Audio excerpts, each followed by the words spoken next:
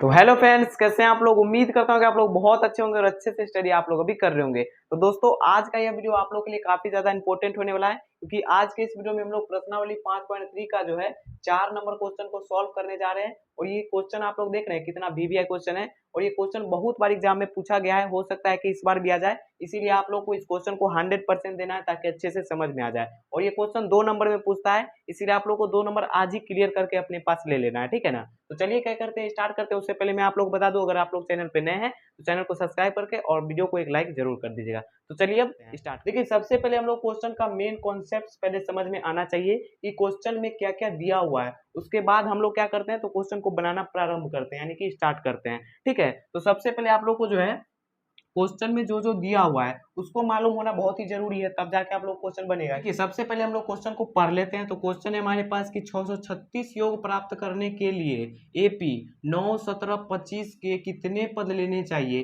तो सबसे पहले यहाँ पे देखिए कि इस क्वेश्चन में कौन सा फॉर्मूला का यूज होगा। तो वो फॉर्मूला यूज कौन सा होगा, तो मैं आप लोग को बता देता हूँ कि वो जो बड़ा वाला एस का फॉर्मूला था, SN बराबर n/2, और फिर यहाँ पे कोमा यानी कि यहाँ पे ब्रैकेट, और उसके बाद फिर 2a प्लस n-1 इंटू में डी।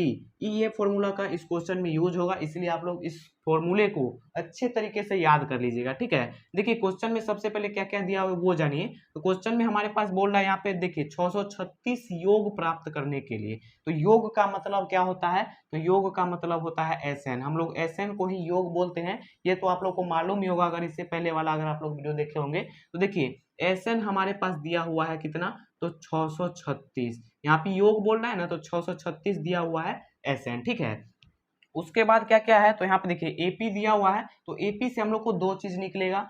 क्या क्या निकलेगा, तो देखिए पहला को हम लोग A1 बोलते हैं, यानी कि ए निकल गया। और यहाँ पे इसको A2 A3 बोलते हैं, तो आप लोग को मालूम ही है। तो हमारे पास ए निकल गया और डी निकाल लेंगे घटा के, ठीक है। तो यहाँ पे देखिए ए बराबर हमारे पास हो गया 9, तो डी निकाल लेंगे, तो डी बराबर हो जाएगा 17 में से 9 घटा देंगे तो कितना हो जाएगा, 17 में से 9 घटाएंगे तो 9 1 10 और 7 17, यानी कि 8 बचेगा हमारे पास। डी हो गया हमारे पास 8। तो देखिए हमारे पास SN भी पता हो गया और डी भी मालूम हो गया, और यहाँ पे देखिए ए भी मालूम हो गया। तो हम लोग को जो ये फॉर्मूला में यूज करना है, सो हम लोग को तो मालूम हो ही गया है। यहाँ पे देखिए SN मालूम है, ए मालूम है, फिर यहाँ पे डी मालूम है। तो हम लोग को एन निकालना है ना, क्योंकि क्वेश्चन में बोल रहा है कि कितने पद लेने चाहिए। कितने पद बोल रहा है, यानी कि हम लोग को एन निकाल देना है कि कितने पद का मतलब एन निकालना है। तो देखिए एन मालूम नहीं है तो वही निकाल देंगे। तो आइए इस फॉर्मूले को यहाँ पे पहले लिख लेते हैं। देखिए SN बराबर यहाँ पे लिखेंगे n/2, और फिर यहाँ पे मतलब ब्रैकेट, फिर 2a प्लस n-1 इंटू में डी।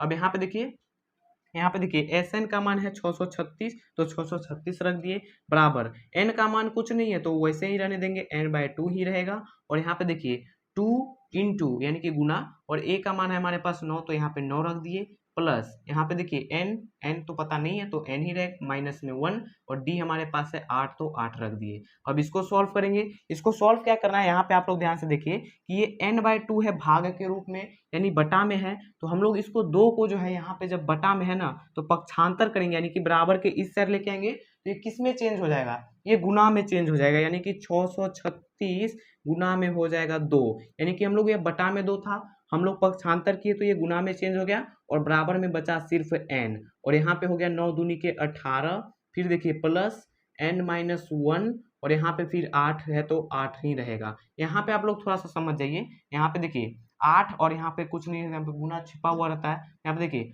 8 गुना n करेंगे तो यहाँ पे हो जाएगा 8n, यहाँ पे डायरेक्ट कर ही देते हैं। उसके बाद देखिए 8 गुना 1 करेंगे तो यहाँ पे हो जाएगा 8। यहाँ पे क्या हो गया 8, और इस 8 को मिटा देते हैं। तो यहाँ पे गुना कर लिए डायरेक्ट हम लोग, 8 से n में गुना कर लिए, फिर 8 से 1 में गुना कर लिए। तो यहाँ पे ये क्लियर हो गया। अब आगे देखिए क्या करना है।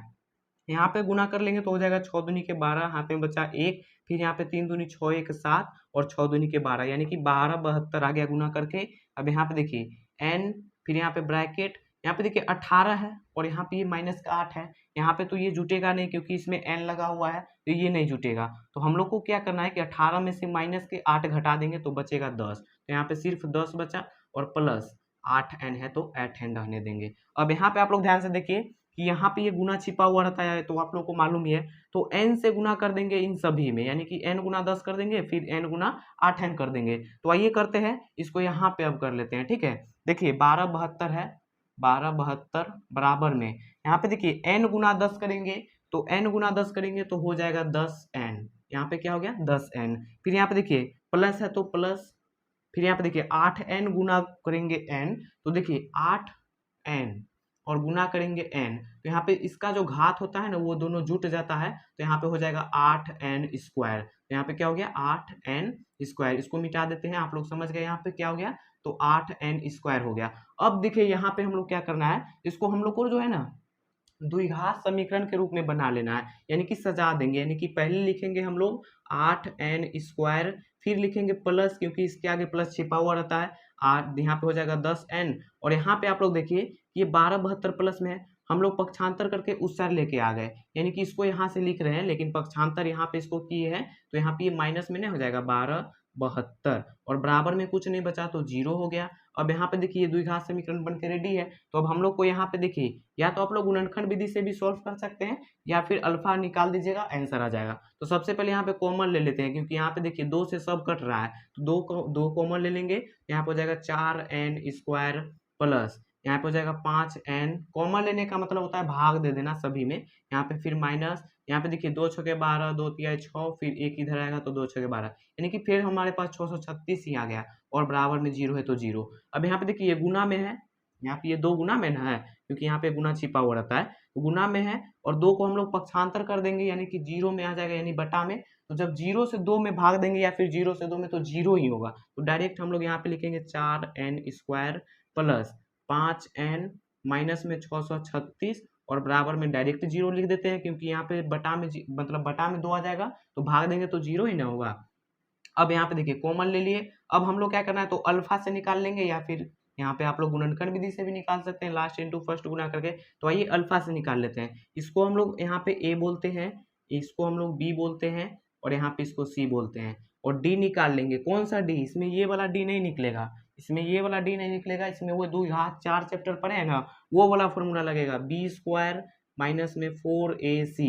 यहाँ पे देखिए b का मान हमारे पास कितना है तो 5 है, तो 5 का स्क्वायर हो जाएगा, यहाँ पे 5 का स्क्वायर माइनस 4 गुना में a का मान है हमारे पास 4 तो 4 ही रहेगा।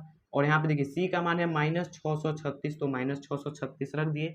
यहाँ पे देखिए बचे हो गया 25, क्योंकि 5 का स्क्वायर 25 हो गया, माइनस माइनस हो गया प्लस, यहाँ पे देखिए माइनस और माइनस प्लस, 4 चौके हो गया 16, यहाँ पे 636 और गुना में 16 कर लेंगे तो कितना हो जाएगा, 6 का 36, हाथ में बचा 3, 6 18 और 21, 3 21 हो गया और हाथ में बचा 2, यहाँ पे देखिए 6 का 36 और 2 हो गया हमारे पास 38। फिर यहाँ पे गुना, फिर यहाँ पे 6 3 6 तो हमारे पास 6 7 8 2 10 1 11, हाथ में बचा 1 और 6 3 9 1 हो गया 10। तो हमारे पास आ गया यहाँ पे 101 और 76, तो यहाँ पे लिख देंगे 101 और कितना है तो 76 है।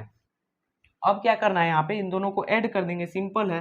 यहाँ पे ऐड करेंगे तो कितना हो जाएगा, यहाँ पे देखिए 6 5 11 के 1, हाथ में बचा 1, फिर यहाँ पे देखिए 7 और 2 9 और हाथ में बचा था 1, उसको ऐड करेंगे तो हो गया 10, फिर यहाँ पे हाथ में बचा 1 तो 1 1 हो गया 2, फिर यहाँ पे यानी कि 102 और 0 फिर 1 आ गया, यानी कि बोले तो 10,201 आया है हमारे पास डी निकल के। तो अब हम लोग क्या करना है तो अल्फा से निकालना है, तो पहले यहाँ पे स्वाप कर देते हैं, आप लोग फटाफट स्क्रीनशॉट ले लीजिएगा, ठीक है। तो देखिए डी बराबर हमारे पास आ गया था कितना तो 10,201। तो अब हम लोग क्या करना है तो अब हम लोग को अल्फा से निकालना है। तो देखिए सबसे पहले हम लोग यहाँ पे लिख लेंगे कि अल्फा बराबर क्या फॉर्मूला होता है, तो होता है माइनस बी और प्लस रूट अंदर में डी और बटा में होता है 2a। ये फॉर्मूला तो आप लोग को मालूम ही होगा क्योंकि आप लोग 4 चैप्टर कब का पढ़ चुके होंगे। यहाँ पे देखिए b का मान कितना है तो b का मान है 5, तो यहाँ पे हो जाएगा माइनस के 5, फिर यहाँ पे प्लस है तो प्लस, यहाँ पे देखिए d कितना आया है हमारे पास तो 10,201 है ना, तो 10,201 लिख दिए। अब इसका रूट निकालना है, तो रूट इसका आप लोग निकाल के देखिएगा, ऐसे हमको तो याद है तो हम यहाँ पे लिख देंगे, आप लोग निकाल लीजिएगा उतना ही आएगा। 2 और गुना में यहाँ पे a का मान है हमारे पास कितना तो 4 है, तो 4 रख दिए। अब यहाँ पे देखिए कि अब आगे क्या करेंगे, तो आगे तो पहले इसका रूट निकालेंगे। तो यहाँ पे देखिए सबसे पहले हो जाएगा -5 और प्लस 101 आएगा इसका रूट, ठीक है। आप लोग निकाल के देख लीजिएगा, हमको तो याद था तो हम लिख दिए।